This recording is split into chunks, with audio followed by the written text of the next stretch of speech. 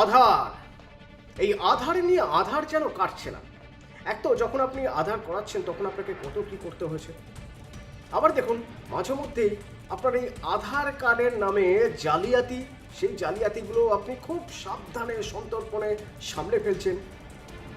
এই যে বায়োমেট্রিক, সেই বায়োমেট্রিক নিয়ে আপনাকে কম ঝামেলা পোহাতে হয়েছে, কম ঝক্কি নিতে হয়েছে।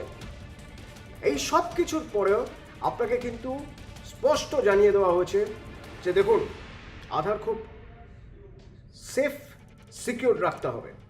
আপনি আপনার মোবাইলে আধারের ছবি তুলে রাখবেন না। আপনি কখনোই কোনো অ্যাপের মাধ্যমে লক করে রাখবেন না। এমনকি আপনি চাইলে গুগল ফটো বা গুগল ড্রাইভে যদি রাখতে চান, সেটাও কিন্তু রাখতে বারণ করছে সবাই। কারণ আপনার নিরাপত্তা, আপনার সুরক্ষা। তো এত কিছু করার পরেও যদি আপনার আধারটি যায় হারিয়ে, তাহলে কি বিপদ হবে বলুন তো? ধরুন আপনি আপনার আধার নাম্বার হারিয়ে ফেলেছেন, আপনার আধার কার্ডটি আপনি হারিয়ে ফেলেছেন, আপনি কী করবেন?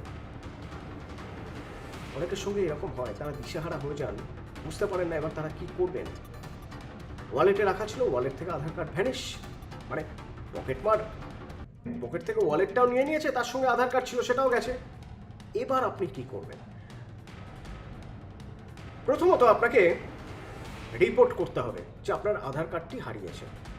তার জন্য আপনি ওই যে ইউআইডিএআই, তাদের একটা টোল ফ্রি নাম্বার আছে 1947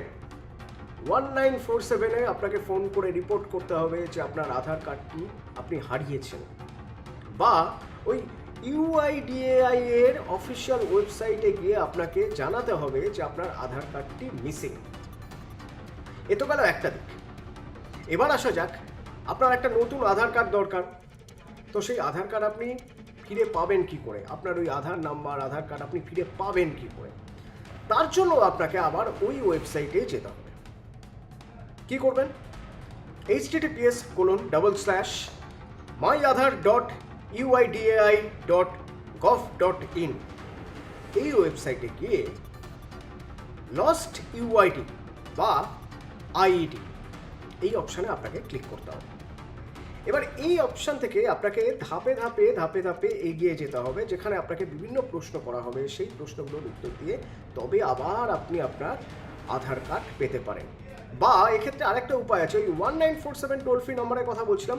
1947 টোল ফ্রি নম্বরে আপনি কল করে, সেখানে কলে আপনার উল্টো দিকে যিনি থাকবেন তিনি বিভিন্ন কোয়ারি করবেন, করে তারপরে আপনার আধার পাওয়ার প্রক্রিয়াটা এগিয়ে নিয়ে যেতে পারবেন। তো এবার এই আধার এগিয়ে নিয়ে যাওয়ার প্রক্রিয়া কি? প্রথমে আপনাকে একটা আধারের এনরোলমেন্ট নাম্বার দেওয়া হবে, ঠিক যেমন আপনি প্রথম যখন আধার করিয়েছিলেন তখন যেরকম, ঠিক সেরকম। সেই এনরোলমেন্ট নাম্বারটা নিয়ে এবার আপনাকে এগোতে হবে। এনরোলমেন্ট নাম্বার থেকে আপনি ই আধার অপশানে যাবেন ওই ওয়েবসাইটে। সেই ই আধার অপশানে গেলে আপনাকে এনরোলমেন্ট নাম্বারটা দিতে বলবে। আপনি এনরোলমেন্ট নাম্বার দিলেন এবং তারপর সেখান থেকে আপনি আপনার আধার কার্ড ডাউনলোড করে নিতে পারেন। এক্ষেত্রেও আপনি যখন আপনার ওই 1947 নম্বরে যাবেন, তখন আপনার ফোনের উল্টো দিকে যিনি থাকবেন তিনি আপনার কাছ থেকে বেশ কিছু তথ্য জানতে চাইবেন। সেই তথ্যগুলো আপনাকে কিন্তু নির্ভুল দিতে হবে। সঠিক এবং নির্ভুল তথ্য দিলে তবেই আপনি আরেক ধাপ এগোতে পারবেন। তো আরেক ধাপ এগিয়ে তারপর আপনি ধীরে ধীরে সেই আধার ফেরত পাওয়ার প্রক্রিয়াটার মধ্যে ঢুকতে পারবেন। আচ্ছা, এখানে একটা ব্যাপার আছে, তা হলো আপনি যে তথ্যগুলো দেবেন সেই তথ্যগুলো আপনি আগে যে তথ্যগুলো দিয়েছিলেন সেই তথ্যের সঙ্গে কিন্তু মিল থাকতে হবে। কারণ ডেটাবেসে আপনার ওই আগের তথ্যগুলোই আপনার সঙ্গে লিঙ্ক করা আছে। যদি আগের তথ্যের সঙ্গে আপনার এখনকার তথ্য না মেলে, মানে ধরুন আপনার আগের বার একটা ফোন নাম্বার দিয়েছিলেন, এখন অন্য একটা ফোন নাম্বার দিলেন, হবে না। আপনি আগে যে অ্যাড্রেস দিয়েছিলেন এখন অন্য অ্যাড্রেস দিচ্ছেন, হবে না। আপনার যা যা তথ্য সেখানে ছিল, আপনার নাম, আপনার বাবার নাম, আপনার জন্ম তারিখ, আপনার বয়স, আপনি কোথায় থাকেন, এই সব তথ্য আবার আপনাকে দিতে হবে এবং আগের তথ্যের সঙ্গে মিল থাকতে হবে, তবেই আপনি আবার আধার পেতে পারেন। তবে প্রক্রিয়াটা এতটাও কঠিন হবে না যদি যা যা স্টেপ আপনাকে বলা হচ্ছে সেই স্টেপগুলো পরপর ফলো করতে থাকেন। আরও একটা উপায় রয়েছে এক্ষেত্রে, তা হলো কোথাও ফোন করতে হবে না, কোথাও কোনো ওয়েবসাইটে যেতে হবে না। আপনার যদি মনে হয় যে এগুলো একটু সমস্যা হতে পারে, যাবেন না। আধার কেন্দ্র আছে আপনার বাড়ির পাশে। আধার কেন্দ্র কোথায় আছে সেটা আপনাকে খোঁজ নিতে হবে। আপনার জনপ্রতিনিধিদের কাছ থেকেই আপনি খোঁজ পেয়ে যাবেন।